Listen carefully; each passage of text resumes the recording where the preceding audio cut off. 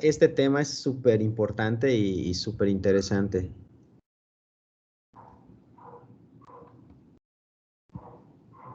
Cuando quieras, José. No te escucho nada, pero me imagino que estás allá y todo.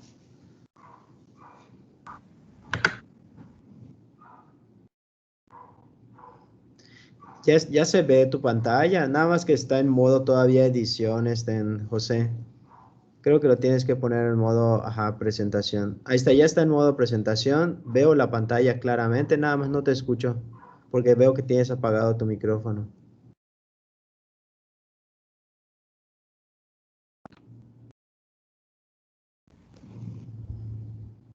Ya, ¿Me escuchan?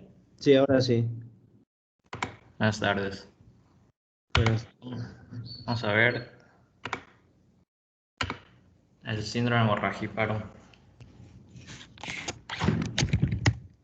Entonces vamos a empezar con que recordando la hemostasia. Significa en griego la cualidad de detener la sangre. Y tenemos una división. Vamos a tener que ver la hemostasia para poder detener los sangrados y mantener la sangre líquida en nuestro cuerpo. Va a actuar a nivel tisular, celular y humoral. Y siempre va a haber un balance. Bueno, debe haber un balance entre las sustancias, los elementos coagulantes y los elementos anticoagulantes. Cuando la balanza se inclina hacia uno de los dos lados, empiezan los problemas. Y la clase de hoy trata cuando la balanza se inclina hacia los elementos anticoagulantes o que impiden una coagulación normal. Tenemos que a nivel tisular, el endotelio junto con las plaquetas a nivel celular van a formar lo que es la hemostasia primaria, de la cual vamos a hablar más adelante.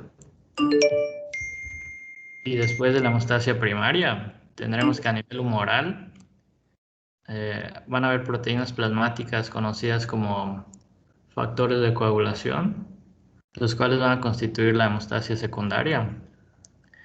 Y la hemostasia primaria y secundaria van como que de un lado de la balanza y del otro vienen los inhibidores naturales que favorecen la fibrinólisis, los cuales una vez que tengamos el coágulo listo van a desaparecerlo naturalmente, favoreciendo la reparación del tejido dañado.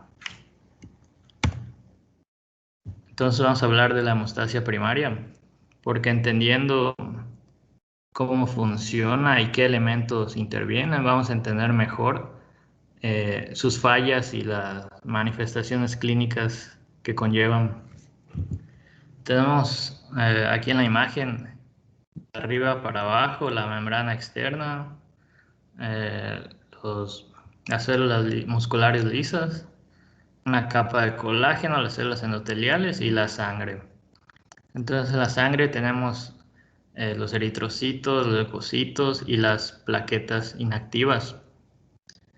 Así que lo que va a suceder en caso de una lesión, por ejemplo, que se pinchen con una aguja o con un clavo, pues se interrumpe la continuidad de las células endoteliales, por lo que normalmente está separado de la sangre, ahora va a tener un puente hacia ella. En este caso, el colágeno de la membrana externa.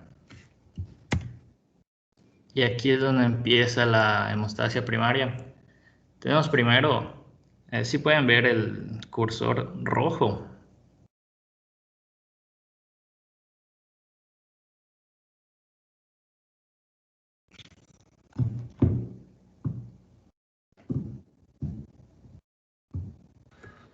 Sí se ve. Bueno, entonces aquí estoy apuntando a la célula endotelial. Y la célula endotelial tiene un montón de proteínas de membrana. y también produce proteínas que libera hacia la sangre. Una de esas proteínas se conoce como el factor de von Willebrand. Entonces, normalmente el factor de von Willebrand está en la sangre fluyendo. Sin embargo, en este caso, como tenemos una lesión, lo primero que hace el cuerpo es hacer una vasoconstricción para limitar la pérdida de sangre. Una vez que hay una vasoconstricción, viene lo que se llama adhesión plaquetaria. Y esta está mediada por este factor de von Willebrand que produce el endotelio. Y lo hace de tal manera que al estar en presencia del colágeno, el factor de von Willebrand se va a unir a él y va a servir como intermediario para que el receptor del factor de von Willebrand que se encuentra en la membrana de las plaquetas se una a él. Las plaquetas, al igual que en el endotelio, van a tener proteínas de membrana, más que nada las glucoproteínas. Una se llama la 1A y la otra es, creo que la 2A3B. Entonces funcionan como rompecabezas para la adhesión plaquetaria. De tal manera que al engancharse la plaqueta a las fibras de colágeno, se van a activar. Las plaquetas pasan de ser redondeadas y lisas a tener un aspecto erizado, como como una estrella. Eso va a aumentar la superficie en la cual van a poder interactuar sus proteínas de membrana, con lo que van a, como dije, ya que presenta proteínas 1A y 2A3B, las cuales van a unirse a otras plaquetas, una encima de otra, agregándose, formando lo que se conoce como el tapón plaquetario. Sin embargo, este tapón lleno de plaquetas no es suficiente para detener el sangrado y es muy débil. O sea, cualquier cosa puede hacer que se deshaga y el sangrado continúe. Por lo que tenemos posteriormente la hemostasia secundaria, de la cual vamos a hablar más adelante. Cabe recalcar que esta hemostasia primaria produce un coágulo llamado coágulo blanco, porque no hay presencia de eritrocitos, al contrario de lo que va a suceder al final de la hemostasia secundaria. ¿Hasta aquí hay algo que quiera comentar, doctor? Sí, ¿me escuchan? Sí. Bueno, aquí como algo relevante, nada más que sí me gustaría que tengan en consideración que el momento en el que se une la plaqueta con la fibra de colágeno que se expone del endotelio lesionado, ¿sí? Ese paso específico se llama adhesión, ¿vale? Entonces, a ver, voy a volverlo a decir. El hecho de que la colágena de un endotelio lesionado se una con el factor de von Willebrand y se una con el receptor glucoproteína 1B9. Cuando sucede eso, ese paso se llama adhesión plaquetaria. Cuando se liberan de esa plaqueta, de esa primera plaqueta o primeras plaquetas, se liberan sustancias de sus gránulos alfa y sus gránulos densos. Cuando secretan factores que van a llamar a otras plaquetas y estas plaquetas van a expresar un receptor que se llama glucoproteína 2B3A y se unen con otras plaquetas, eso se llama agregación plaquetaria. Bueno, primero cuando se libera es activación plaquetaria, ¿sí? Y cuando se juntan se llama agregación plaquetaria. Y como dijo su compañero, van a formar un coágulo, pero ese coágulo todavía no es muy fuerte todavía, no tiene mucha fuerza, ¿sí? Es un coágulo simple, coágulo blanco, coágulo débil, coágulo inmaduro, como le quieran decir, todavía no está muy fuerte, ¿sí? Para que quede fuerte, tiene que culminar con la hemostasia secundaria, que tiene que ver también con los factores de la coagulación. Algo interesante que creo que va a mencionar su compañero es que esto no sucede de forma lineal, sino que se da de forma, ¿cómo se dice?, al unísono. Aunque nosotros pedagógicamente lo aprendamos así, se da al unísono muchos procesos al mismo tiempo. Por ejemplo, la hemostasia primaria se mezcla con parte de la hemostasia secundaria. En eso es importante nada más tenerlo en cuenta. Pedagógicamente lo aprendemos así para que sea sencillo, ¿no? Otra cosa interesante es que hay pruebas para evaluar la adhesión plaquetaria, ¿sí? Y hay pruebas que evalúan hasta qué tanto se puede formar o no el coágulo primario. Dale, que lo va a mencionar su compañero seguramente más adelante. Dale, hasta ahorita pues creo que es lo más relevante también, que recordemos que el factor de von Willebrand lo tenemos almacenado en las células endoteliales como los cuerpos de Weibel-Palade, y también lo tenemos circulando en el plasma, ¿dale? Entonces es importante que recordemos eso, porque gracias al factor de von Willebrand se puede unir la fibra de colágena con el receptor 1B9 de la plaqueta. Es el puente, es esa cosa verde que está allá, el factor de von Willebrand, el circulito verde, es el factor de von Willebrand y es el puentecito, ¿dale? Puedes continuar si gustas. Sí, como bien dice el doctor, los elementos y la secuencia de sucesos de la hemostasia se dan al mismo tiempo. Por ejemplo, cuando hay una lesión, sucede esto de la hemostasia primaria con la expresión del factor von Willebrand uniéndose al colágeno. Sin embargo, al mismo tiempo, una vez que se rompe la membrana, o sea, las células del endotelio se ven lesionadas, se expone al mismo tiempo que el colágeno, el factor tisular, lo que va a desencadenar la hemostasia secundaria, como vamos a ver en un instante. Para hablar de la hemostasia secundaria, tenemos que 13, o sea, son 13 números con los que contamos para enumerar a los factores de coagulación, las cuales son proteínas que se van a encontrar en el plasma, y los números que se les fueron dando fueron de acuerdo al orden en el que se descubrieron. Y también cabe recalcar que no existe el factor 6, sino que después se dieron cuenta que era una forma activada del factor 5. Y todos los factores de coagulación cuentan con una forma inactiva y una forma activa, y algunos de ellos incluso cuentan con nombres propios. Por ejemplo, el factor 1 es la fibrina, el factor 2 la trombina, el factor 3 el factor tisular, y el calcio se le conoce como el factor 4. Y bueno, tenemos por mucho tiempo se estudió la hemostasia secundaria de la siguiente manera. O sea, en la antigüedad se vio que ante una herida la sangre coagulaba después, ¿no? Eso es bastante lógico. Por lo que se pensó que la única manera de hacer coagular la sangre era teniendo un factor externo, ya sea una cortada o un golpe, que desencadene lo que se conoció como vía extrínseca.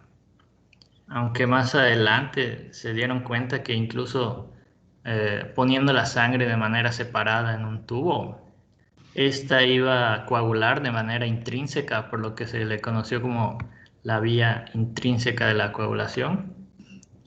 Y es como una cascada, las cuales desembocan en una vía común que vamos a analizar paso por paso más adelante. Y el chiste de todo esto es que el coágulo blanco se vuelva reforzado mediante grandes polímeros de fibrina, fibrinógeno y demás redes para reforzar esto, y en el camino se quedan atrapados varios eritrocitos, por lo que vamos a tener un coágulo rojo. Aquí podemos ver la cascada de la coagulación. Si bien se conoció de esta manera a la forma de coagular la sangre, no respondía a varias preguntas. Por ejemplo, tenemos que en la vía intrínseca, así de manera rápida, el factor 2 se activa y interacciona con el 11, ese con el 9, se activa el 9, interacciona con el 8, se activa el 8, interacciona con el 10 y tenemos que todo esto nos lleva a los polímeros de fibrina. Y del otro lado, en la vía intrínseca, tenemos que, ya habíamos dicho que un traumatismo o algo expone el factor tisular, el cual va a activar el factor 7 y es el 10 y llegamos a los polímeros de fibrina. Pero en pacientes donde, por ejemplo, el factor 8 está disminuido o ausente, cualquiera podría decir, bueno, pues la vía intrínseca está dañada, todavía tenemos la vía extrínseca intacta, por lo que debemos llegar al mismo resultado, ¿no? Pero lo que sucede es que los pacientes que tienen el factor 8 disminuido, como los de la hemofilia tipo A, efectivamente sangran, por lo que no se podía explicar cómo es que si esta vía está dañada, esta que en teoría está intacta, no funciona. Así que ahora se habla del modelo celular de la coagulación y tenemos aquí, empezando por lo que ya vimos que es la exposición del factor tisular a la sangre, que el cual sería correlacionándolo con la cascada de coagulación, sería el principio de la vía extrínseca. Entonces tenemos que el factor tisular se va a unir al factor 7, este al 10 y este al 2. Cabe recalcar que todo esto se llama modelo celular porque todas esas reacciones se dan en la superficie de las membranas celulares, en este caso el endotelio. Y el factor 10, una vez se degrada bastante rápido si se separa del endotelio. Sin embargo, tenemos aquí que el factor 2 va a funcionar como mediador entre la superficie del endotelio, de las células endoteliales y la superficie de las plaquetas. Entonces tenemos, por ejemplo, aquí que el factor 2 va a empezar o sea, se le conoce como una chispa de trombina, porque va a activar de manera simultánea a factores de la vía intrínseca, como el 5, el 8 y el 11, que es lo mismo que nos dice aquí, el 5, el 8 y el 11, para continuar con la hemostasia secundaria. Entonces, todo lo que vimos desde la exposición del factor tisular hasta la activación de la trombina se le conoce como iniciación del proceso de la coagulación del modelo celular. Y una vez que la trombina se activa y pasa a activar los factores 11, 8 y 5, se le va a conocer como amplificación. Entonces tenemos la iniciación, la amplificación, y ahora viene lo que se conoce como propagación, en la cual el factor 11... bueno, hay que recalcar que la imagen no menciona las partes activas de los factores para no hacerla tan revuelta. Entonces el factor 11 va a activar el factor 9 y ese junto con el 8 activa el factor 10. Aquí pueden ver que hay un factor de von Willebrand. El factor de von Willebrand también ayuda a regular al factor 8 en la sangre, por lo que al activarse el factor de von Willebrand va a favorecer aún más la agregación plaquetaria, con lo cual recalcamos lo que dijo el doctor de que los eventos suceden de manera simultánea, no una después de otra. Y bueno, ese complejo del factor 9 y factor 8 activan al factor 10 y ese junto con el 5 activan a la trombina. Aquí cabe recalcar que la trombina producida aquí en la fase de iniciación, cualquiera pensaría que bueno, es suficiente para producir polímeros de fibrina, ¿no? Sin embargo, se sabe que no es así y solamente la trombina producida aquí por el factor 10 y el 5 va a crear el 95% de los polímeros de fibrina, los cuales van a ayudar a crear el coágulo rojo. Y el factor 13 lo que hace es como que unir los polímeros de fibrina unos con otros para que sea más grande. Entonces ya podemos encontrar la respuesta a la pregunta, ¿no? ¿Por qué los pacientes con factor 8 insuficiente sangran? Pues el factor 8 es el responsable, ¿no? El 8 y el 9 son los responsables de la activación del 95% de la fibrina, de la cual va a detener el sangrado. También se encontró que al mismo tiempo el factor 7 activa ya de una vez, sin esperar todo esto, al factor 9, con lo cual se crea una retroalimentación que se conoció como el, el círculo de Joso, bueno, algo así. El caso es que si vemos la cascada de la coagulación, se pensaba que todo iba por aquí o iba por aquí, ¿no? Pero ahora se sabe que no. Nuestro cuerpo interactúa de manera simultánea, tanto la vía intrínseca con la extrínseca, para detener los sangrados. Y cualquier fallo, ya sea el receptor de von Willebrand, en el factor de von Willebrand o en los factores de coagulación, nos va a dar sangrados espontáneos o prolongados. ¿Aquí quiere añadir algo, doctor? A ver, no, en realidad para fines, digo, para fines prácticos, está bien que sepamos que existe un nuevo modelo, que sepamos que se llama modelo celular, que sepamos que se da al mismo tiempo eh, todos los pasos.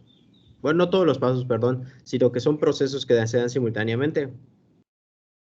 El otro modelo le llamamos modelo clásico de la coagulación, que es el que nos enseñaron en fisiología, creo, que es el de la vía intrínseca, la extrínseca, la vía común o asa común o asa 10 y la culminación de la formación de la trombina para que pueda formar a la fibrina. Esto es importante que sepamos eso. Hasta donde sé, no lo han preguntado todavía en el ENARM, el modelo celular. Y todavía no tiene o si la tiene, yo todavía no lo he visto en la literatura así práctica o como frecuente, en lo práctico de entenderlo como modelo celular.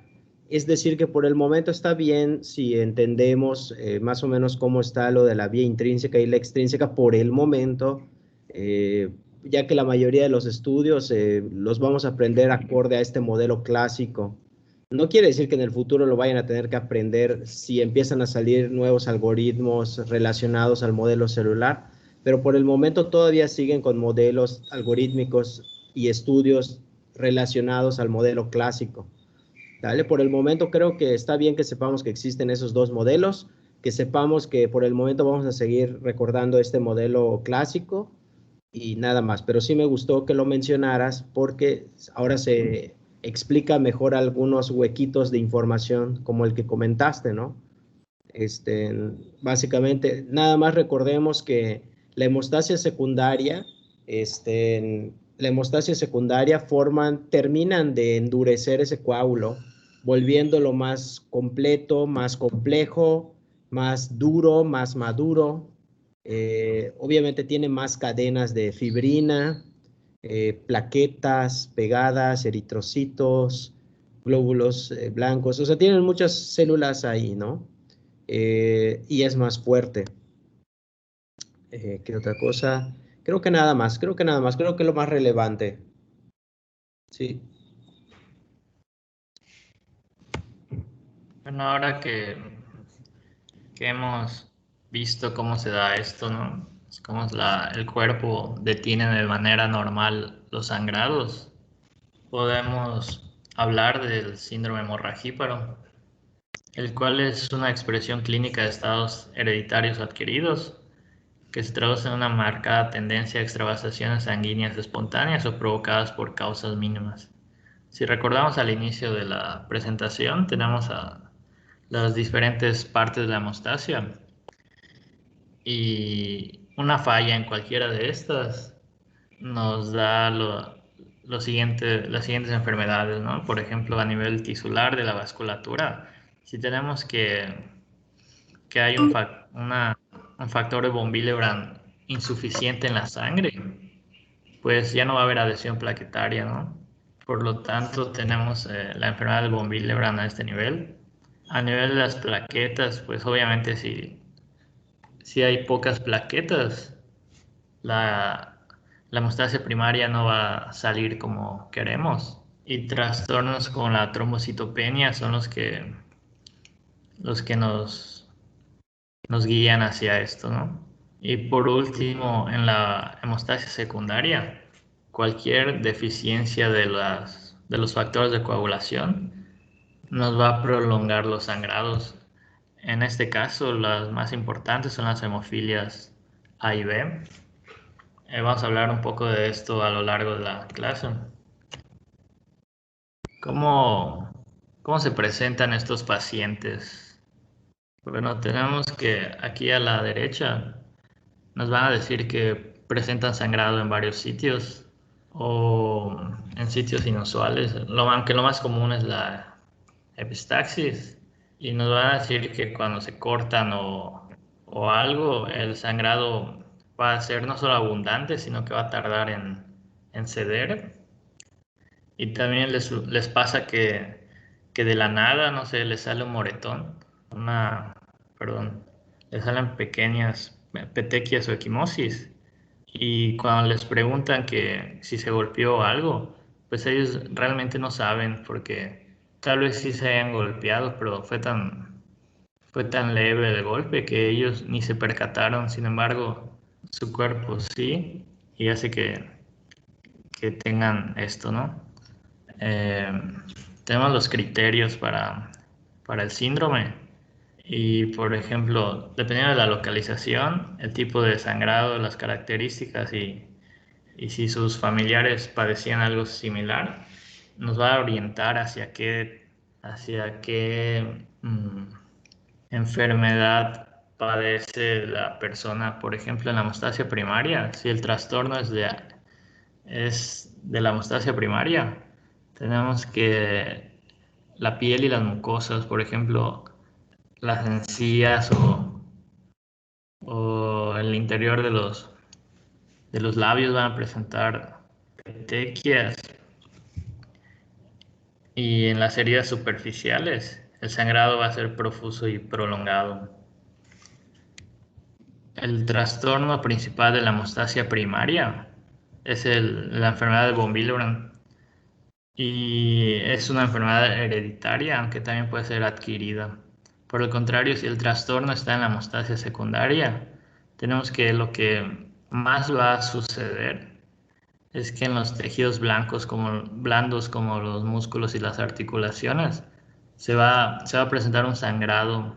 Es bastante común que las personas lleguen con un sangrado de la rodilla bastante abundante, que se conoce como hemartrosis. Sin embargo, las heridas superficiales no van a ser tan excesivas. O sea, el sangrado, pero en la herida profunda pasa que el inicio es demorado, no se tiene con compresión local y puede durar varios días. Como les decía, las hemartrosis son las más comunes en estos pacientes Y la patología más frecuente son las hemofilias. Para diagnosticar, pues tenemos que una buena anamnesis y si sabemos que los signos y síntomas del paciente son, o sea, tiende a sangrar, pues pensamos en las enfermedades que ya mencionamos. Y en la exploración física se debe preguntar sobre si las lesiones hemorrágicas salen muy seguido, si, como vimos, si empieza a sangrar, tarda en coagular, y especialmente en las mujeres. eh, Preguntamos sobre si su menstruación es abundante, cuántas, o sea, cuánto sangra cuando está en su periodo. Y una vez que tenemos esa inclinación hacia pensar en un síndrome hemorragíparo, si ya tenemos la clínica lista, lo que sigue es mandar a hacer pruebas complementarias, o sea, pruebas de sangre para orientarnos hacia una u otra patología. Entonces tenemos a las pruebas complementarias. Por ejemplo, aquí está la primera, la cuenta plaquetaria, ¿no? Se pide una biometría hemática y para saber si ya tiene suficientes plaquetas. Trastornos como la, la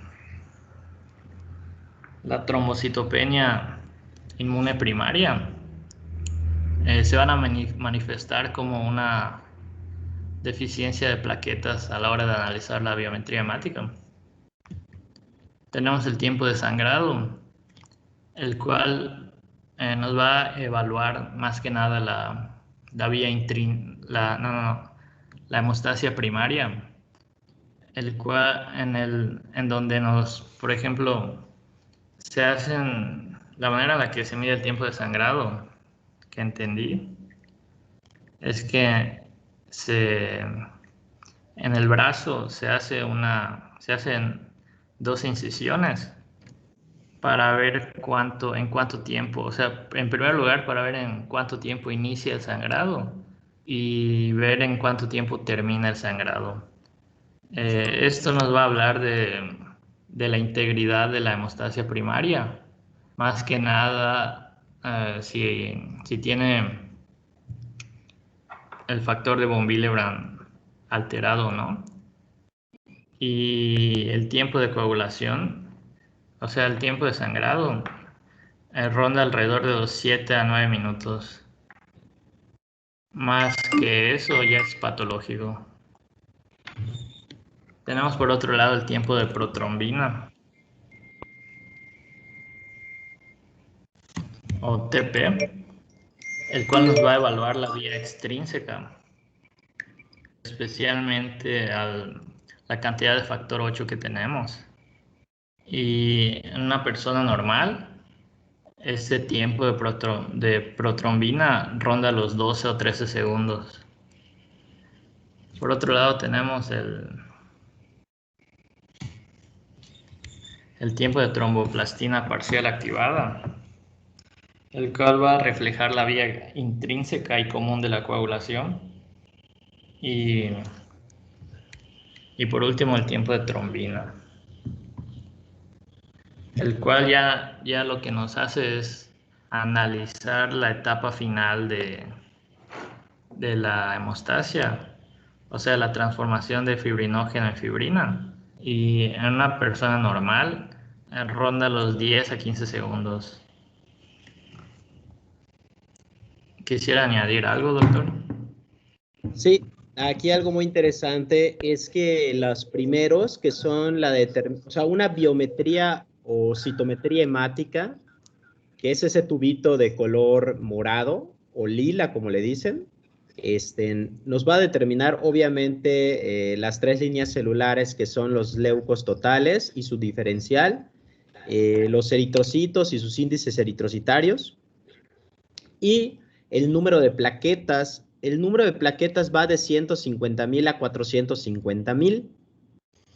Desde un punto de vista estricto, bioquímicamente hablando, se dice que tenemos trombocitopenias y tenemos menos de 150,000. Sin embargo, desde el punto de vista clínico, no práctico, clínico, es relevante una trombocitopenia cuando es menor de 100,000. Habitualmente, personas que tienen más de 100,000, pero menos de 150,000, tienen poca o ninguna relevancia su trombocitopenia. Claro, sí, nos debe llamar la atención y estar pendientes y ver si tiene alguna patología que lo justifique, pero es relevante si tiene menos de 100,000, que ahí debemos de empezar una investigación más seria y más profunda, etcétera.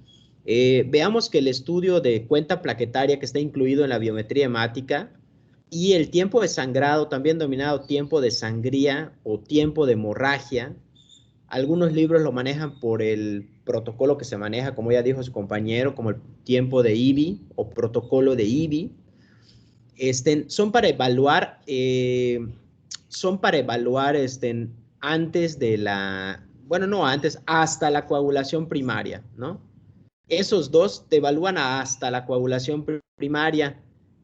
Ahí faltó el de, bueno, uno que a lo mejor lo vas a mencionar, que es la coagulación o la hemostasia con uso del cofactor de ristocetina. Específicamente esa prueba que se llama hemostasia, coagulación o formación del trombo mediante el uso de cofactor de ristocetina, evalúa específicamente, escúchenlo porque es ese tipo de cosas que me gusta gritar en mis clases, como que el que está en su hamaca, el que está comiendo, el que tiene sus ojos cerrados, el que se está besando con su novia, novio, se abra los ojos y diga, a ver, espérame, déjame besarme, deja de comer, me levanto de mi hamaca y apuntan. La prueba de coagulación por cofactor de ristocetina evalúa específico ese paso que se llama adhesión plaquetaria, específico, ¿sí? Y obviamente acá hay otras pruebas especiales que se relacionan para determinar enfermedades específicas, como la determinación del antígeno de von Willebrand, entre otras. Pero bueno, lo importante es cuenta plaquetaria incluida en la BH, el tiempo de hemorragia, tiempo de sangría, tiempo de IBI, ¿es lo mismo? Y luego tenemos estos que ya dijo su compañero, el TP, TPT o TPTA, como lo quieran aprender. Y el TT, en realidad el que me interesa que se aprendan es el TP y el TPA o TPT, como lo quieran aprender, pero es tiempo de parcial tromboplastina. Entonces, estos dos evalúan más la coagulación secundaria porque se relacionan más con los factores de la coagulación, ¿sí? Que si hace falta si hace falta un factor de la coagulación, ahí se puede ver afectado. Si faltan varios factores de la coagulación, ahí se puede ver afectado. Dale. ¿Qué más? Algo más quería mencionar, pero no lo puedo recordar. Ay, Dios mío. Ay, no. Tengo que recordarlo, era importante. Me acuerdo que era sumamente importante. A ver, el conteo plaquetario, el tiempo de hemorragia o tiempo de sangre. Ah, ya acordé. ¡Au! Está impresionante. Miren, chicos.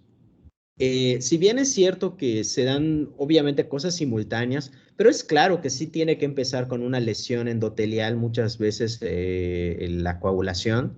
No es imperativo, pero digo, en la gran mayoría de las veces, pues es lo que sucede, ¿no? Entonces, sí es cierto que inicia con una adhesión plaquetaria, activación, agregación, formación de coágulo primario, o trombo simple, o trombo débil, o trombo inmaduro. Y esto está interesante porque se da relativamente rápido.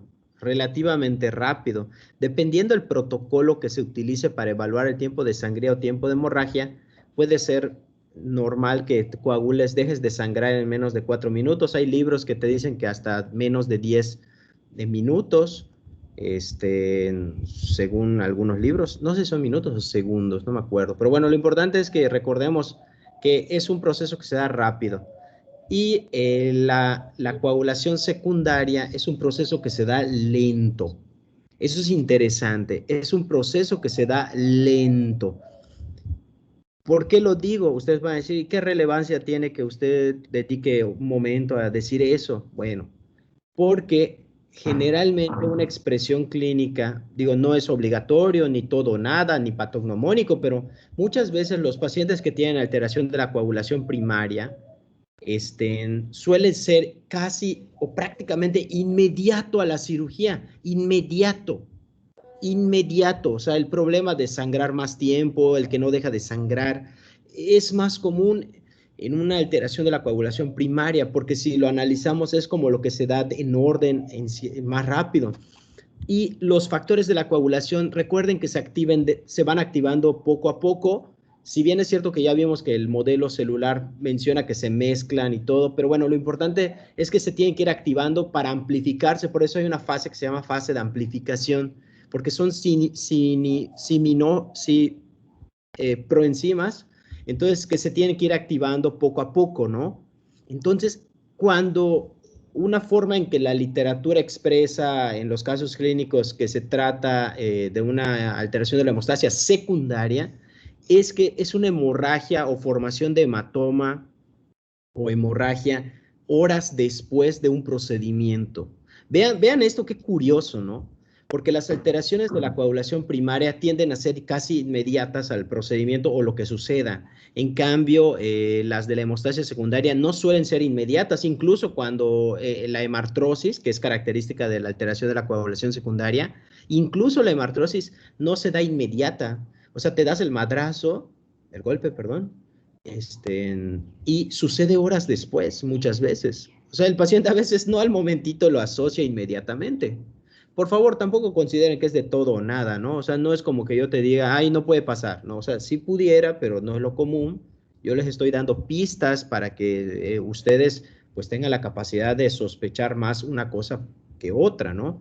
Es una de esas perlas de la medicina.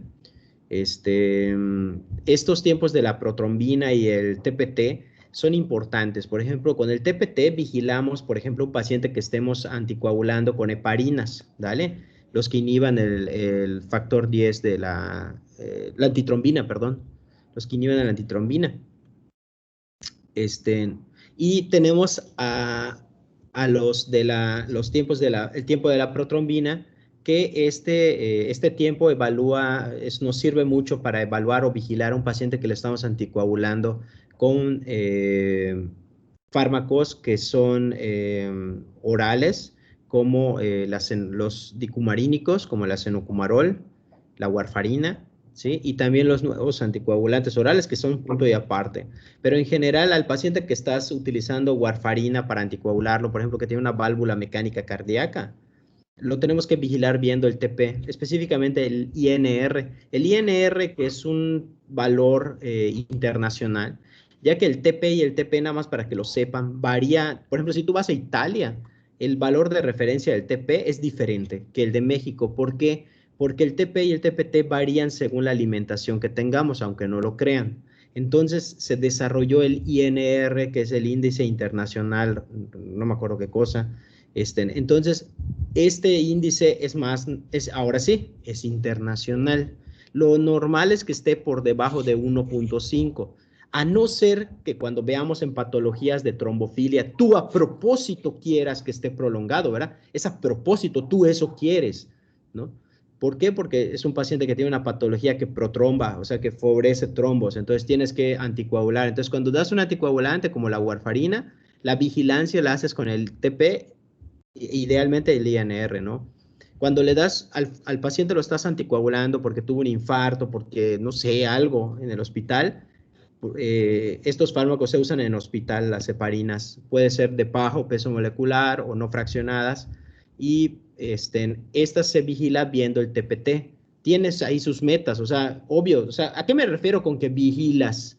Me refiero a que le pides al paciente este estudio para ver si no te estás yendo al extremo de que lo hagas sangrar, ¿no? Aquí estamos hablando de un contexto de trombofilia, es que tienes que dar anticoagulantes, pero la cosa es que asocien warfarina, vigilar con TP o INR. Heparinas, vigilar con TPT. Eso es lo que me interesa que sepan para fines académicos. Puedes continuar, José. Sí, ahora tenemos un pequeño algoritmo en el cual el paciente llega con una hemorragia, ¿no? Ya sea, por ejemplo, llega con una rodilla con hemartrosis. Entonces uno lo ve y le empieza a preguntar si en su familia sucede algo similar, si tiene hermanos que le pasa lo mismo, si su mamá o su papá. Y de ahí nos vamos a la exploración física. Nos ponemos a verlo y enseguida pensamos si las hemorragias se dan más que nada en la piel y en las mucosas al momento del traumatismo y si se controla fácilmente, pensamos en un defecto de la hemostasia primaria. Sin embargo, si el paciente tiene esto bien, ¿no? Pero los hematomas en tejidos blandos llevan días o días después de la agresión a sangrar, pensamos en la hemostasia secundaria como defecto. Una vez que tenemos esa orientación clínica, pasamos a las pruebas de laboratorio. Podemos pedir el tiempo de hemorragia, que ya vimos si está prolongado, por ejemplo, más de 10 segundos. Pensamos en un trastorno de la hemostasia primaria y ya, pues ya vamos de manera más específica, ¿no? Podemos pedir que nos midan la cantidad de factor de von Willebrand que hay en sangre. Y ya dependiendo de los resultados, vamos a tener que, puede ser de tipo 1 cuando el defecto es en la cantidad, o de tipo 2 cuando hay buena cantidad de factor von Willebrand, sin embargo, son defectuosos. Ahora, si el número de plaquetas lo tenemos disminuido, pues ya pensamos en una trombopenia, trombocitopenia, y podemos indagar hacia otras causas, ¿no? La más común, bueno, no sé, o sea, la trombocitopenia de la que hablamos es la autoinmunitaria. Y todo esto si el tiempo de hemorragia salió prolongado. Sin embargo, si el tiempo de hemorragia no sale normal, pues ya no pensamos en un defecto de la hemostasia primaria, ahora pensamos en un defecto de la hemostasia secundaria y ya podemos pedir el tiempo de protrombina o INR que acaban de mencionar, en el cual si, por ejemplo, si está alargado, pedimos un TTPA para evaluar la vía intrínseca y si este está normal, pues pensamos en que el paciente puede estar ingiriendo dicumarínicos. Sin embargo, si está alargado, entonces nos vamos a la cuantificación del factor 8. Si nos da, si nos da una cantidad normal, pensamos en causas del hígado, ¿no? O sea, hay una disminución de factores de la vitamina K, etcétera. Y si la disminución es grave, ya podemos pensar una disminución muy baja de todos los factores de coagulación, pero la coagulación intravascular diseminada no, o sea, no entra en este tema. Lo que nos interesa es que si tenemos un tiempo de protrombina normal y luego un tiempo de cefalina alargado, nos preguntamos si el paciente está en tratamiento con heparina o algo por el estilo. Si no está en tratamiento con heparina, entonces pues ya la única manera en la que la vía intrínseca se ve afectada, pues nos orienta a una disminución de los factores de coagulación y los más comunes es que ya sea el factor 8 que esté disminuido o el factor 9 que esté disminuido y ya podemos catalogar al paciente en si va a ser leve, moderado o severo, dependiendo de la cantidad de factor que tiene. Y de ahí ya pasamos al tratamiento. ¿Le gustaría agregar algo, doctor? A ver, vamos a ver. Ok, así es repaso rápido. Pues ya lo dijo muy bien José y tocayo. Pero entonces vamos a ver. Tú tienes un paciente con un síndrome hemorragíparo, ¿no? Para empezar. Ahí lo tengo porque ya le pregunté, veo que tiene petequias, moretones, equimosis, Hemartrosis, hematomas, gingivorragia, epistaxis, o sea, tiene menorragia, metrorragia, menometrorragia, o sea, sangrado ocular, etcétera. Entonces, tú ya lo tienes. Y tú tienes que empezar con tu historia clínica. ¿Por qué la historia clínica es relevante? Porque tan sencillo como, oye, tu papá o tu mamá le pasó esto, le pasaba esto, tu abuelita, tu abuelito, no, sí, no, así, ¿no? Recordemos que hay patologías como las hemofilias que afectan principalmente, por ejemplo, a los hombres, ¿no? Porque es una patología principalmente ligada al cromosoma X. Este, digo, habitualmente afectan a los hombres. Recordemos que el hombre es XY y si está afectado el cromosoma X que tiene el varón, pues lo va a tener expresado. En cambio, la mujer pues tiene la oportunidad de no tenerle una expresión de la enfermedad. Entonces, se espera que sea varón. Por eso el caso clínico en la sospecha de hemofilia es que esperas que sea varón el paciente. Esa es una. Dos. Si el paciente lo tuvo, o sea, tiene el síndrome hemorragíparo, y el papá o la mamá tiene síndrome hemorragíparo, bueno, una posibilidad es de que sea von Willebrand. Recordemos que el von Willebrand es principalmente autosómico dominante. Hay una variante que es recesiva, pero generalmente es autosómico dominante el von Willebrand. Entonces, digo, como que sí vale la pena preguntar hacia atrás, ¿no? Oye, ¿lo tiene tu papá, tu mamá? ¿Alguien se murió de una hemorragia, algo así? Sí, pues ya está. Y obviamente la forma en que se exprese clínicamente el síndrome hemorragíparo te orienta a si es un trastorno de la hemostasia primaria o te orienta hacia un trastorno de la hemostasia secundaria. Te orienta, ¿no? Ahora, aquí lo importante, piensas en trastorno de la hemostasia primaria si el paciente tiene petequias, si el paciente tiene petequias, gingivorragia, menorragia, epistaxis. Esos son los datos que más sugieren que es trastorno de la hemostasia en primaria. Y los que más apoyan trastorno de la hemostasia secundaria son hemartrosis, hematomas profundos como hematomas musculares, hemorragias intracerebrales, hemorragias intraabdominales, hemotórax, o sea, hemorragias profundas. Hemartrosis sugiere más, hemorragia del globo ocular sugiere más trastorno de la hemostasia secundaria. Y luego las pruebas clínicas. Ahí en las pruebas clínicas sí es cierto que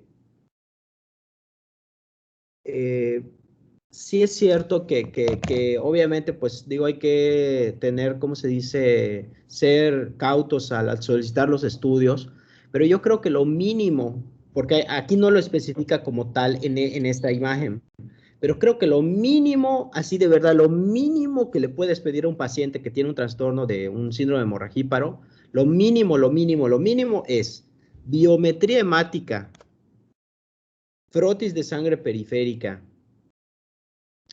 pruebas de función hepática, química sanguínea para ver la creatinina, la glucosa, tiempo de trombina, tiempo de tromboplastina parcial activado. Aquí esta imagen es un poco, sí es un poco antigua, pero la actualizó el CTO porque el tiempo de hemorragia o el tiempo de IBI, si lo leyeron en el Harrison, ven que ya no lo menciona. Sí lo menciona, pero no le da tanta importancia como le da a la coagulación mediante el cofactor de ristocetina o al FP100, que es esta prueba que está allá. La FP100 evalúa en general de forma menos invasiva y menos tardada, y etcétera, la formación del coágulo primario. En palabras más castellanas, o sea, esto que dice tiempo de hemorragia, tiempo de IBI, o esa prueba que no se mencionó, pero que se llama FP100 o PFA100, como menciona ahí su compañero, evalúa hasta la formación del coágulo primario. O sea, dicho de otra manera y quizás en un castellano diferente, más coloquial, ¿no? Más burdo, más nada más, ¿no? Dicho en palabras llanas, o sea, si está alterado esto, sugiere que sí es un trastorno de la hemostasia primaria. Si no está alterado esto, sugiere que no es hemostasia primaria, puede ser secundaria, ¿sí? No primaria piensas, ¿sí? Entonces, por eso acá dice tiempo de hemorragia prolongado o prueba de FP100 o PFA100, como dice acá, prolongada o alterada, sugiere trastorno de la hemostasia primaria. Aquí lo triste es que aquí no mencionan la prueba de coagulación o formación de coágulo con cofactor de ristocetina, porque primero tendrías que pensar que el problema está hasta el punto en que no se forma bien el trombo primario, trombo simple, trombo inmaduro, trombo débil, etcétera. Trombo blanco, como dijo su amigo, ¿no? Es toda la literatura que he leído, así lo menciona, ¿no? Entonces, vean cómo aquí no lo dice, pero lo lógico es que con la biometría hemática tú pudieras saber si es por trombocitopenia el problema o no. Si no tiene trombocitopenia, pues una posibilidad es que sea una alteración cualitativa de las plaquetas o que sea enfermedad de von Willebrand, que es una alteración en la adhesión, no en el número de plaquetas. Ahí hubiese sido padre que pongan prueba de coagulación con cofactor de ristocetina, hubiese sido, pues digo, más bonito, ¿no? Más chido, para que digas, ah, sí, es enfermedad de von Willebrand y ya. Porque el problema, recuerden que esa prueba te dice en específico si el paciente tiene un problema de la adhesión plaquetaria, ¿sí? Si el paciente tiene un problema de la adhesión plaquetaria, solo pueden ser dos patologías. Puede ser enfermedad de von Willebrand o puede ser enfermedad de Bernard-Solier. Nada más, porque la enfermedad de Bernard-Solier es un defecto o una ausencia del receptor 1B9 de la plaqueta. ¿Se acuerdan que se unía receptor 1B9 con factor de von Willebrand con colágena? Entonces, si falla porque no hay von Willebrand, adhesión fallida. Si no hay el receptor que se une al von Willebrand, adhesión fallida. Entonces, esa patología es Bernard-Solier y enfermedad de von Willebrand. Y ahora, si descartas Bernard-Solier y si descartas enfermedad de von Willebrand, las posibilidades y las plaquetas están normales, obviamente teniendo un tiempo de hemorragia prolongado y una prueba de FP100 alterada, entonces lo más probable es que sea una alteración cualitativa de las plaquetas, digo, por frecuencia. Y recuerdan que puede alterarse ¿te acuerdas qué te puede causar alteración cualitativa? No hay una alteración del número de plaquetas, no vas a ver nada de descenso en las plaquetas, pero hay una alteración en la desgranulación de los gránulos plaquetarios, ¿sí? Y eso puede ser por uremia. Eso explica por qué tienes que pedir una química sanguínea. Recuerden que la química sanguínea, que es el tubito de color amarillo o en algunos hospitales de color rojo, evalúa la glucosa, la urea, el nitrógeno ureico en sangre o BUM, del inglés Blood Ureic Nitrogen, la creatinina. Entonces, si tienes creatinina elevada, urea elevada, ¿se acuerdan? Eso es hiperazoemia. La hiperazoemia evita la desgranulación de los gránulos plaquetarios y evita la activación plaquetaria, entonces es una alteración cualitativa de las plaquetas. La sepsis puede causar las dos cosas, alteración cualitativa de las plaquetas y cuantitativa de las plaquetas, ¿no? Autoinmunitaria, súper clásico. Aunque la autoinmunitaria lo que se esperaría es que haya un descenso, ¿no? De las plaquetas, un descenso de las plaquetas, porque las puede destruir. Ahora, si sale normal el FP100 y el tiempo de hemorragia o tiempo de sangría, tiempo de IBI, lo que quieras, ya considera ver qué está pasando con tus tiempos de la coagulación. Ahí te ponen al TP, ¿sí? Al TP y te ponen al INR. Recuerden que el INR, porque es pregunta de examen internacional nacional, deriva de lo que sea el TP del paciente, ¿no? El INR se deriva del TP. Entonces, vean, ahí te está diciendo, ¿cómo está tu TP? ¿Normal o prolongado?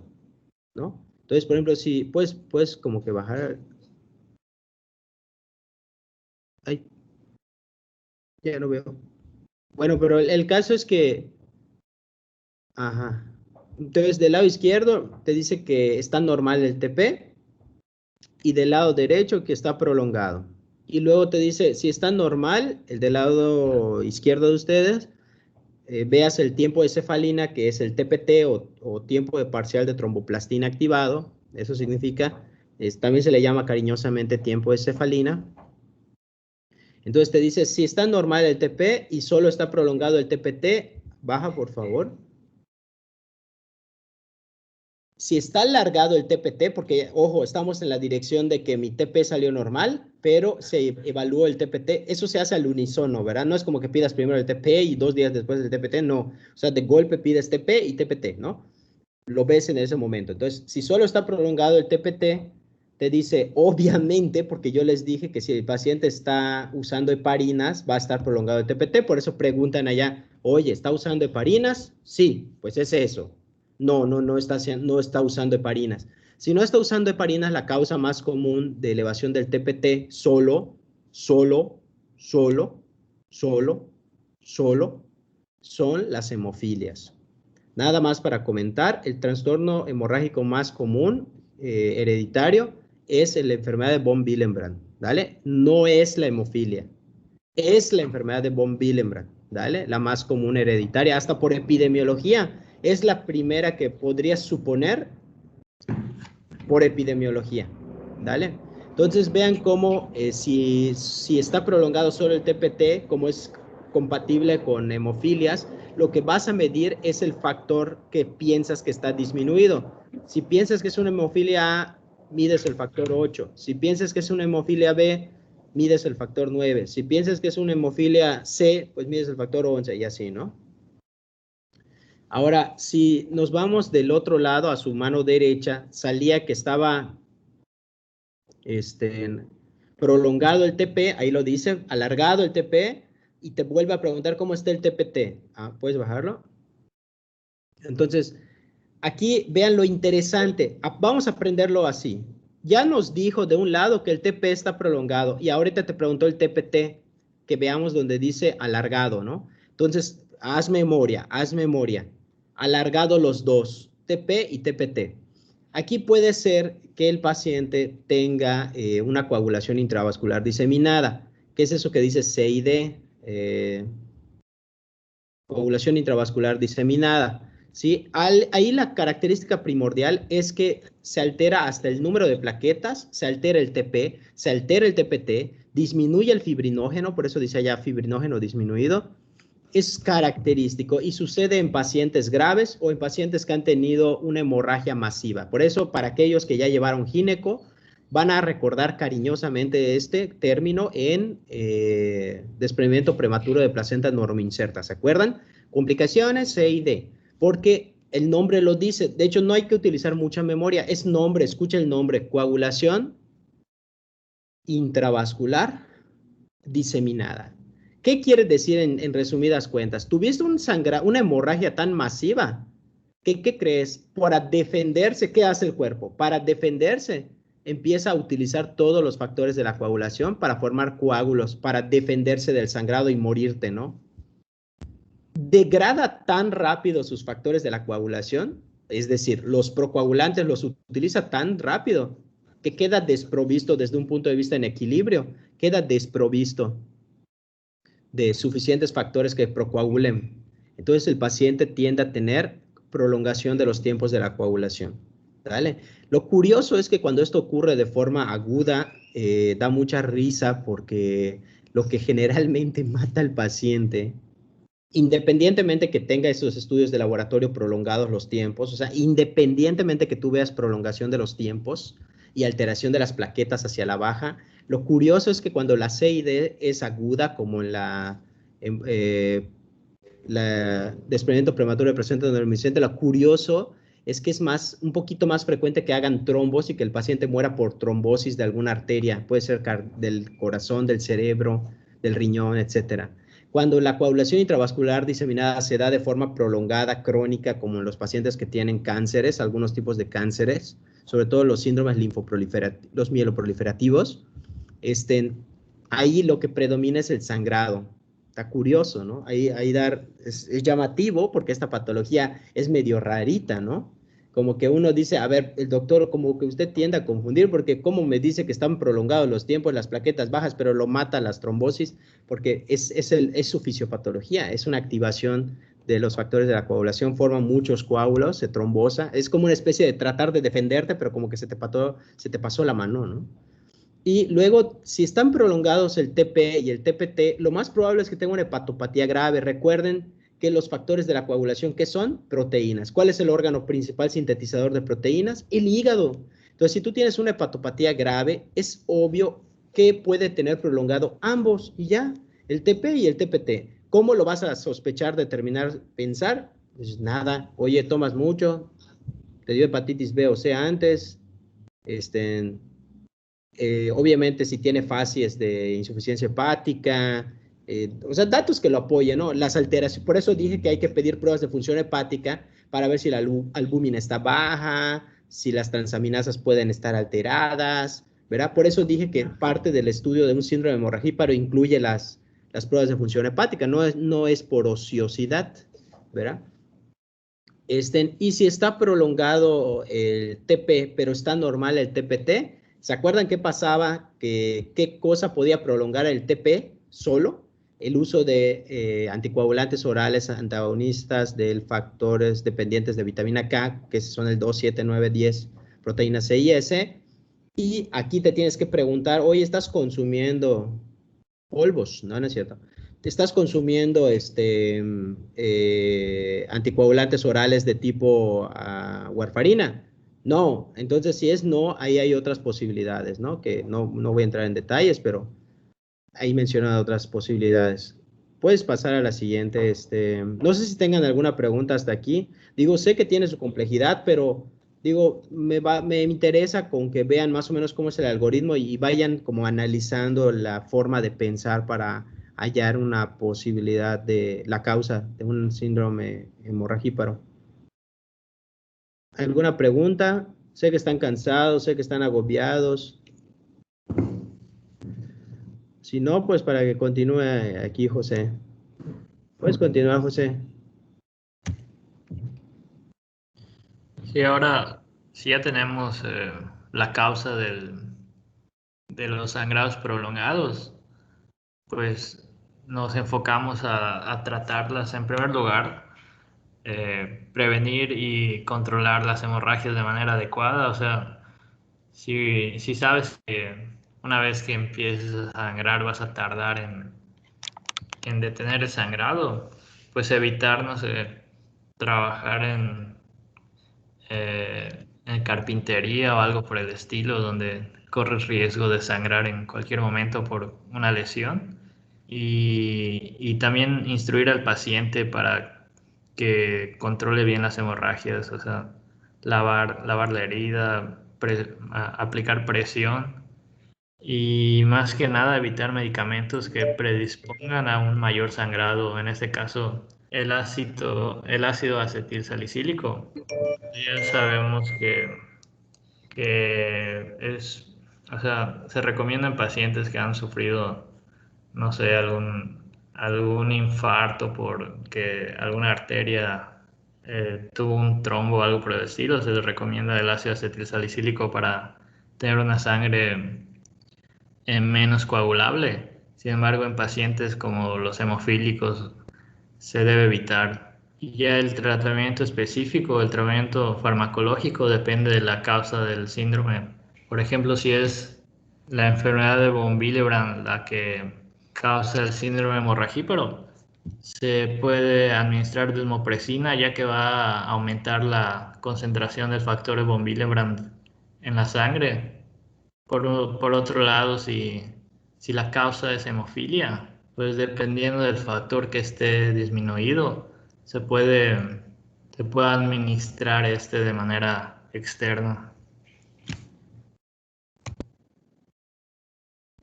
Y ya pasamos al caso clínico.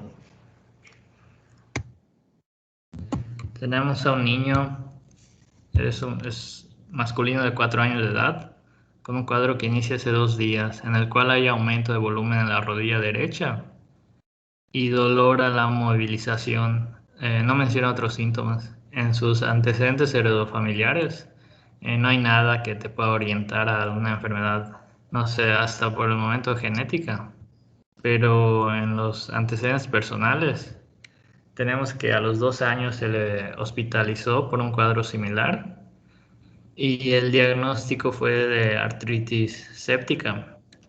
Los laboratorios en esta ocasión nos arrojan una hemoglobina de 13, un hematocrito de 40%, leucocitos de 5.800, una proteína C reactiva del 10%, y se le pidió, al ser la segunda ocasión que presentaba un cuadro similar, pues ya se le pidió un TP de 11.5 segundos, el cual tuvo 11.5 segundos, con un INR de 1.2 y al 100%, o sea, el TP está perfecto, está normal. Y también se le pidió un TTPA, el cual nos dio 60. Ahora, hasta aquí alguien quisiera decir algo.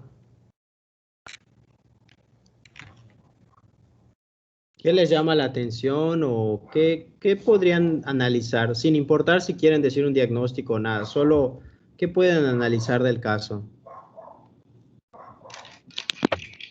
Bueno, Pues, menciona que habla Esteban, habla. no, gracias. Pues iba a mencionar que, pues, de entrada es pediátrico, ¿no? O sea, y es varón, y en que viene con un cuadro de una probable hemartrosis en la rodilla, o sea, digo probable, por el aumento de volumen. Y pues tomando en cuenta ya los tiempos, las plaquetas aún no creo que no están, pero bueno, los tiempos, el TTPA es el que está pues prolongado, que es el de la vía intrínseca, y por ahí está lo de, ¿cómo se llama? Las hemofilias. Y en que es pediátrico y es varón, pues probablemente sería investigar por ahí si no hay algo de eso. Ok. ¿Alguien más que quiera agregar algo?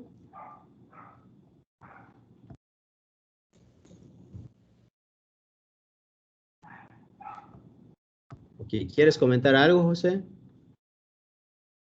Sí, aquí puse otro dato que el ultrasonido de rodilla reveló un sangrado de 10 mililitros intraarticular en la rodilla derecha. Y al ver, como dijo nuestro compañero, nos orienta el TTPA de 60, que está bastante alargado. Se le pidió ya ahora bien las concentraciones de los factores que se ven más afectados en la vía intrínseca de la coagulación, y nos dieron los siguientes resultados.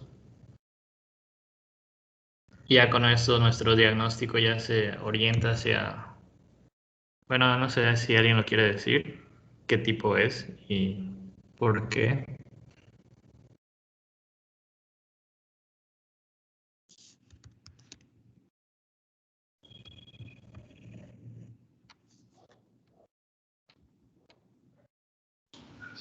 No es una hemofilia tipo A, o sea, hemofilia A, perdón. No sé. Sería tipo B, ¿No es B? porque es 9 el factor.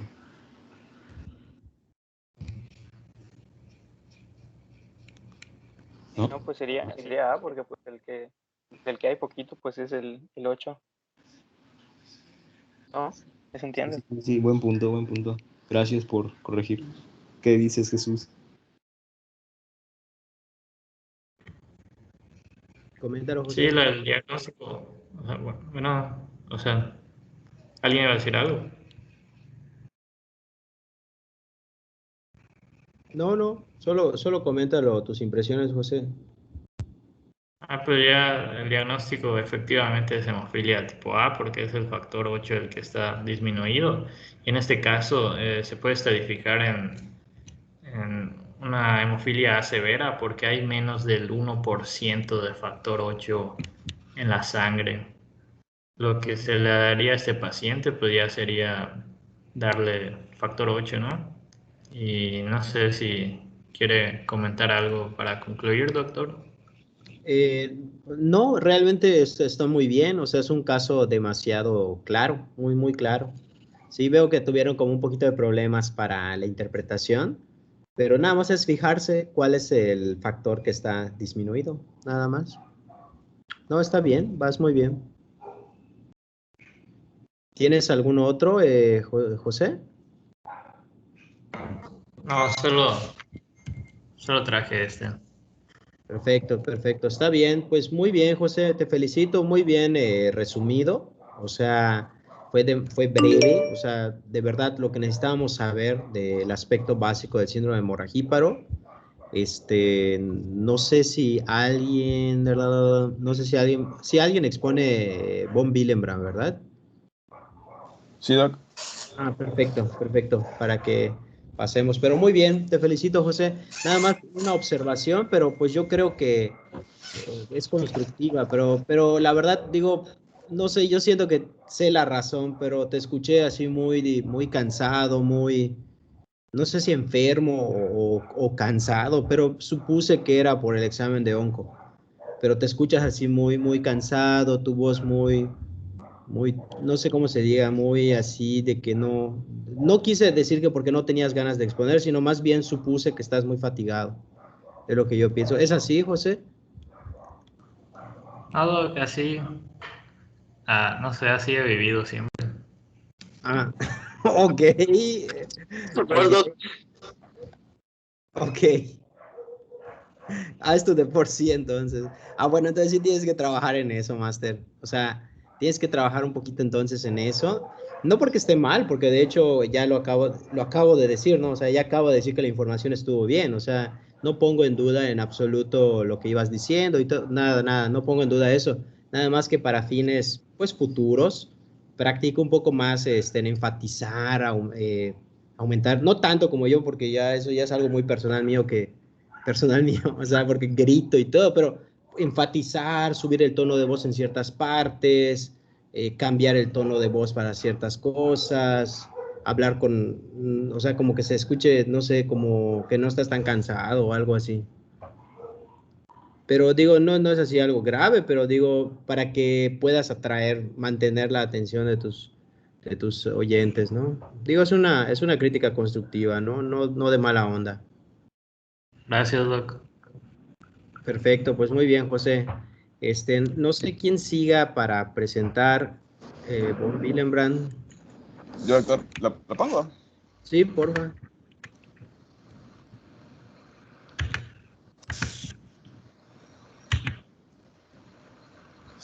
Me dicen si se ve, porfa.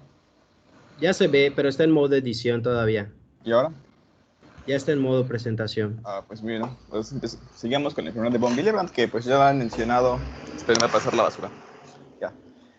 Bueno, seguimos con von Willebrand, que bueno, ya la mencionó mi compañero, y ya vamos a hablar un poquito más específico sobre la enfermedad, aunque varios datos importantes ya los han dicho en el tema pasado.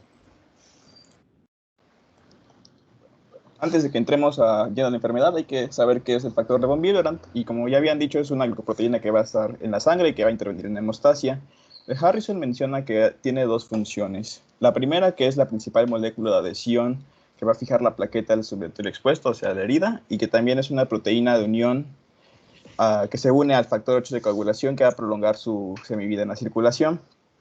Aquí en la imagen que les puse, pues se puede representar cada uno, ¿no? El factor 8 de coagulación va a ser el hexágono amarillo, mientras que el von Willebrand va a ser las bolitas moradas, que obviamente se van a unir y se forman el complejo para que va a alargar la semivida. Y también es importante señalar que el von Willebrand va a estar compuesto de varios multímeros, y los multímeros más grandes son los que van a actuar como molécula de adhesión que va a fijar a la plaqueta. También es importante recalcar que los niveles de von Willebrand van a variar según el tipo sanguíneo, siendo los de tipo O los que tengan menor nivel de estos. Ya más adelante se hablará más sobre ello. Ahora sí, el concepto de la enfermedad. Bueno, la enfermedad de von Willebrand va a ser el trastorno hemorrágico hereditario más frecuente, con una prevalencia de 1%. Veremos más adelante que se divide en varios tipos, específicamente en 3. Los dos primeros van a ser autosómicos dominantes, mientras que el tipo 3 va a ser un autosómico recesivo. Y las anormalidades que va a presentar esta enfermedad van a ser más que nada anomalías cuantitativas o cualitativas del factor. Y estas ya van a afectar ya sea la hemostasia primaria o secundaria. Y ya pues una imagen representativa de pues, la hemostasia primaria, creo que pues, ya la habían explicado en el tema anterior.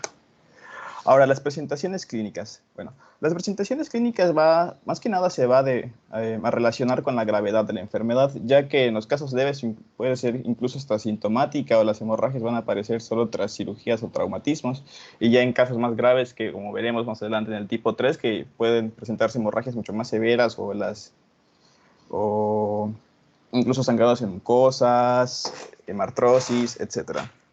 La enfermedad se va a caracterizar por el tiempo de sangría prolongado con las plaquetas normales, una disminución de concentración del factor de von Willebrand y una actividad reducida del factor 8 de coagulación. Ahora, como dijimos, la clasificación, bueno, van a ser 3 tipos principalmente. El tipo 1 va a ser un defecto cuantitativo leve, o sea que la cantidad de von Willebrand va a estar disminuida y también hay una disminución proporcional de la actividad. El libro mencionaba que también hay una leve deficiencia del factor 8 de coagulación. El tipo 2 va a ser un defecto cualitativo, o sea que los niveles de von Willebrand pueden estar normales, pero la actividad está disminuida. Y en el tipo 3 es un defecto cuantitativo mucho más severo. Tanto el factor puede estar muy disminuido como ausente. Ahora, el tipo 1. Como ya mencionamos, pues es el tipo más frecuente, va a estar presente en el 80% de los casos. Vas a ver un descenso del von Willebrand, obviamente, y una disfunción, al igual que el factor 8 de coagulación. Los síntomas más frecuentes van a ser hemorragias en las mucosas o las posoperatorias. Normalmente dicen que se encuentran ya cuando hay extracciones dentales o en las amigdalectomías. Y casi siempre se va a presentar en la infancia. Mencionan que es muy raro que se presente durante la lactancia y que con los síntomas que se va a presentar normalmente van a ser las equimosis excesivas y las epistaxis. Pero como estos son unos síntomas muy presentes en la infancia, mencionan que que hay que estar muy alertas cuando las equimosis son en lugares donde los traumatismos sean muy difíciles y las epistaxis sean muy prolongadas, que tienen que llevar al niño a que consulte con el médico.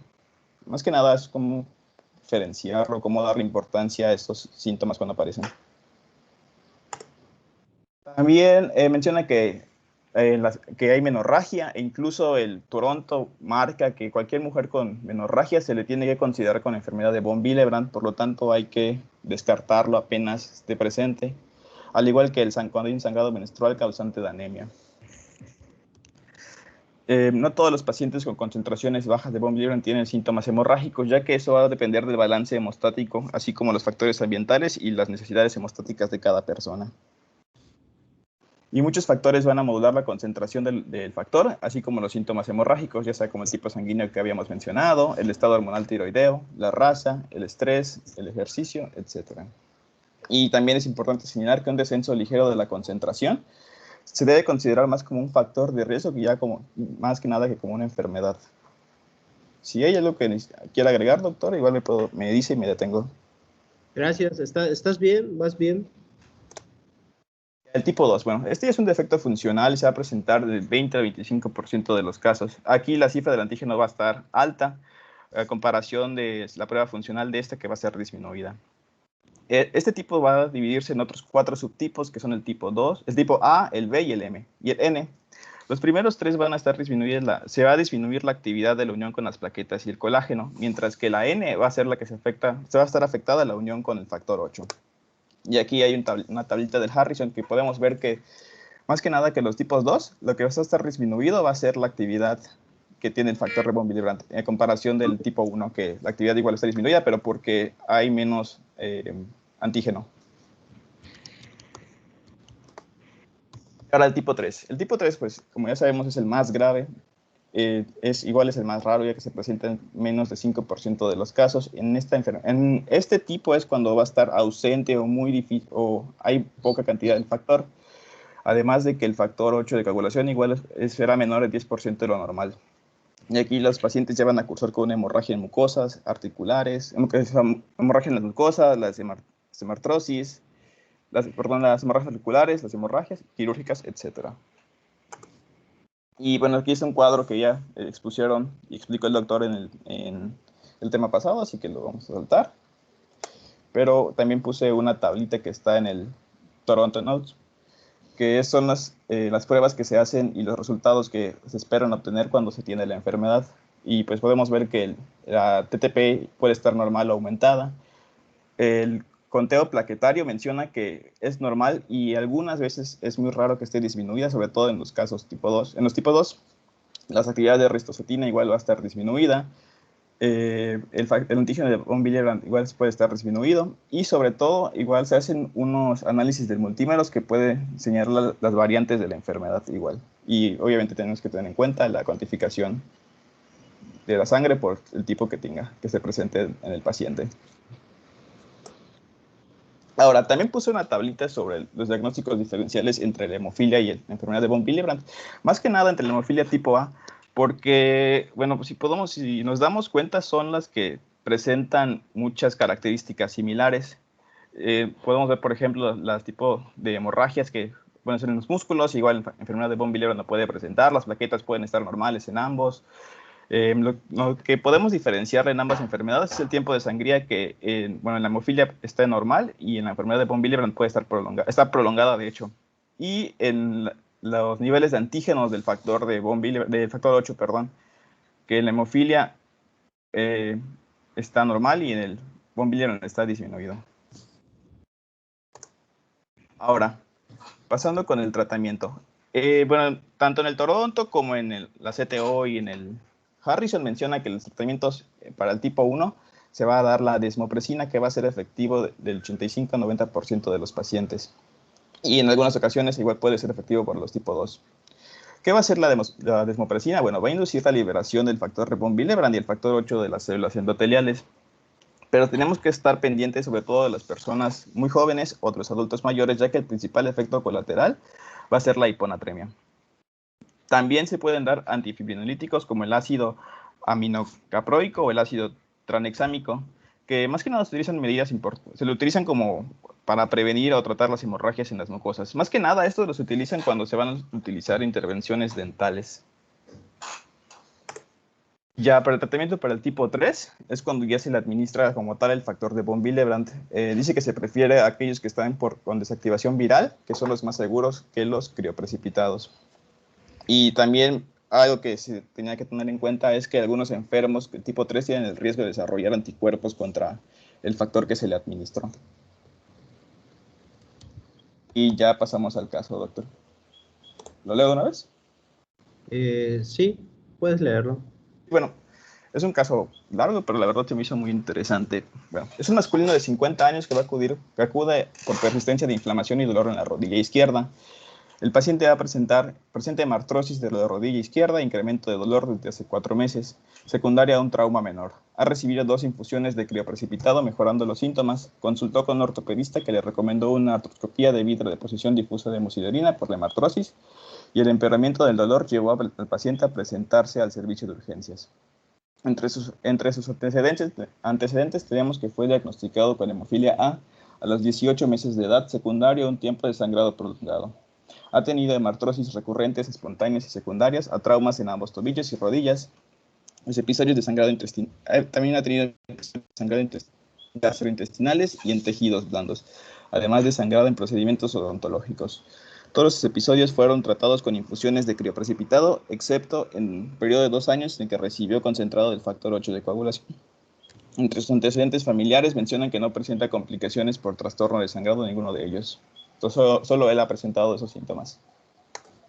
Entre sus laboratorios pues tenemos la tablita que pues, pueden observar, que lo que más destaca podría ser los niveles de risostacetina, así como el porcentaje del antígeno de von Willebrand, al igual que la prueba de los multímeros. Bueno, ya leído todo esto, ¿cuáles creen que sean los hallazgos clínicos y laboratorios más significativos? Si alguien quiere participar. Bueno, voy a poner mientras la otra para que igual puedan leerlo.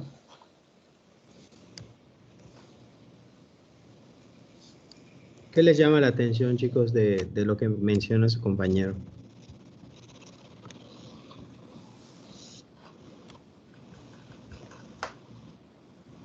Pues Coméntalo. por lo que menciona por lo que menciona de la rodilla, pues se podría tratar una hemartrosis. Y bueno, además tiene otros episodios de sangrado en tejidos blandos, como tobillos. Pero además menciona que, por ejemplo, tiene sangrados extensos en procedimientos odontológicos, o sea, de mucosas, que va más por el lado de una deficiencia de factor de von Willebrand, o bueno, una deficiencia en la hemostasia primaria, mejor dicho. Y más que nada, Entonces, pues yo creería que es tal vez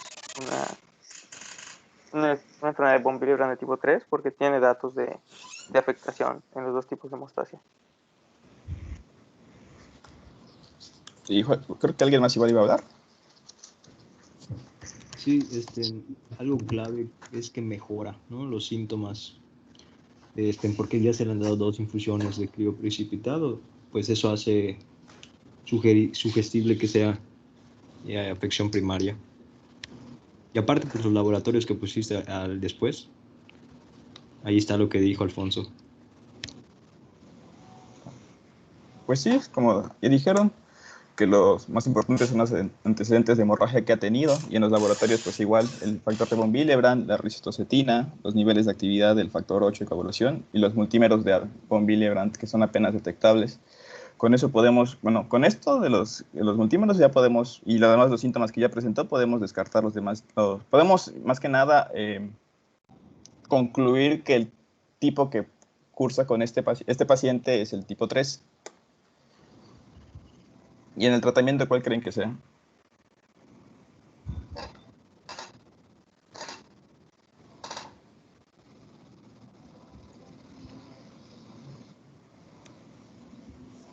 Bueno, el tratamiento va a ser una terapia de reemplazo exógeno usando concentrados de factor von Willebrand. Y pues igual algo interesante es, como ya había dicho Jorge, pues los síntomas del paciente disminuían cuando les daban crioprecipitados, porque los crioprecipitados contienen el factor de von Willebrand. Por eso cuando, a pesar de que creían que era una hemofilia tipo A, al darle como tratamiento el crioprecipitado y contener el factor, pues los síntomas disminuían o desaparecían. Y pues igual algo que pues está pensando, y no sé si tiene cierta relación, igual otra cosa que pues igual que nos ayuda a pensar que es el tipo 3, es que los familiares no presentaban complicaciones por trastorno de sangrado, ya que el tipo 3 es un autosómico recesivo.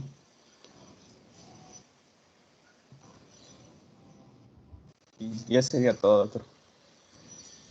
Perfecto, muy bien, Oscar, muy bien. Estuvo muy bien la charla, felicidades. Muy bien resumido y fue breve y preciso, ¿no? Miren, yo en YouTube tengo unos videos, sí es cierto, o sea, el de síndrome hemorragíparo, pero si tienen la oportunidad de ver el integrador de Mato, hay uno que es integrador de Mato, y más que el video de integrador de Mato, que son generalidades o conceptos básicos de Mato parte 1, me interesa, si pueden ver los dos, mejor, pero si no, me interesa que vean el de generalidades o conceptos básicos de Mato parte 2. Tarda como 40 minutos, 48 minutos, pero está bueno porque menciono así varias de las cosas que ya mencionó no Oscar, José, o sea, varias de esas cosas las menciono ahí, pero igual, así como si fuera Crash, porque menciono de hemofilias, menciono, hay otras patologías incluso, que les van a servir para anemias y les va a servir para hemorragíparo. No sé si tengan alguna pregunta, alguna duda.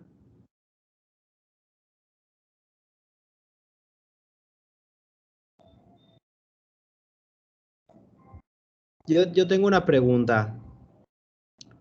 ¿Qué tipo de alteración sería predominantemente la deficiencia de gránulos alfa de las plaquetas? ¿Qué expresión clínica nos daría? Deficiencia congénita de los gránulos alfa plaquetarios.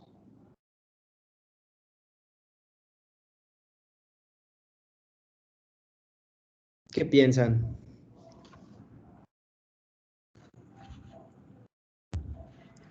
Yo pienso que ustedes están en modo, ya me quiero dormir. Creo que están cansados por por el examen de onco. Pero sería una alteración cualitativa, ¿no? O sea, como no tiene los gránulos, no se les olvide los gránulos de las plaquetas, van a tener al tromboxano, van a tener NOx, o sea, óxido nítrico, van a tener así varios, ¿no? Que van a activar más plaquetas, que van a vasodilatar, etcétera. Entonces, sería un trastorno cualitativo, ¿no? Pero, bueno, más, sí, cualitativo, pero a lo que voy es que sería de trastorno de la hemostasia primaria, ¿no? Básicamente. Y ahí el estudio que se debe de hacer para evaluar si hay o no gránulos alfa es una microscopía electrónica. O sea, con el microscopio electrónico se ven los organelos y el citoplasma de las plaquetas y se ve si tiene sus gránulos alfa o los densos o si no los tiene, ¿no? Ahí son patologías que pueden causar. Otra de las cosas que puede causar alteraciones de la hemostasia es el uso de AINES, generalmente asociado a una enfermedad, que muchas veces es enfermedad de von Willebrand. O sea, a veces el paciente con enfermedad de von Willebrand ya tiene la enfermedad de von Willebrand, pero como es leve o grado 1 no lo expresa, pero son pacientes que toman AINES y les salen moretones luego, ¿no? O sea, esa es otra forma de sospecharlo. Y otra forma de presentación de la enfermedad de von Willebrand son, bueno, en las mujeres, bastante frecuente la menorragia, muy frecuente. O sea, te lo dicen a veces la misma mujer, las mujeres a veces no saben realmente no saben si lo que tienen de menstruación es mucho. A veces ellas mismas no lo saben, ¿sí? Y así, ¿no? Entonces, nada más para que lo tengan en cuenta, ¿no? O sea, la menorragia es una causa común de expresión clínica de von Willebrand, sobre todo el tipo 1. Bueno, chicos, creo que no les quito más tiempo porque creo que sí están así medio que ya no pueden más. Una pregunta, ¿el examen es este jueves o el próximo jueves? Porque si es este jueves, van a tener que ver el video de sepsis como la clase porque no creo que dé tiempo. Sí, Doc, es este jueves. Sí, Doc, Demonios. Bueno, entonces, pues sí, la clase de sepsis sí va a entrar, pero la tienen que ver entonces de la videoclase. Sí, porque no vamos a alcanzar, creo. O sea, si mañana vemos trombofilias y obviamente ¿mañana qué es? Martes, ¿no? Sí, doctor. Mañana es martes, el miércoles, después de trombofilias, ¿qué sigue? Sepsis. Es que no me acuerdo. Sí, Doc. Sí, Ok. es trombofilias y luego. Bueno, Ok. es trombofilias y SAF. Y ya luego sepsis. Chinga. ¿Quién expone sepsis? ¿Quién expone sepsis? Yo, doctor. ¿Cómo vas? ¿Ya la terminaste, Javier? Pues no, o sea, pensé que iba a exponer el miércoles, pero si quiere las hago, si cree que hay tiempo. O sea, para que se las envíe hoy en la noche, por ejemplo, y las cheque. Si quiere que exponga y si no, pues no sé, lo que usted me diga. Pues miren, vamos a hacer algo. Es una situación extraordinaria porque yo les quiero exponer el tema de COVID y me va a llevar 2 horas. Entonces, pues sé que no es lo mejor o lo más correcto, pero no es lo más correcto, pero podríamos utilizar, por ejemplo, mi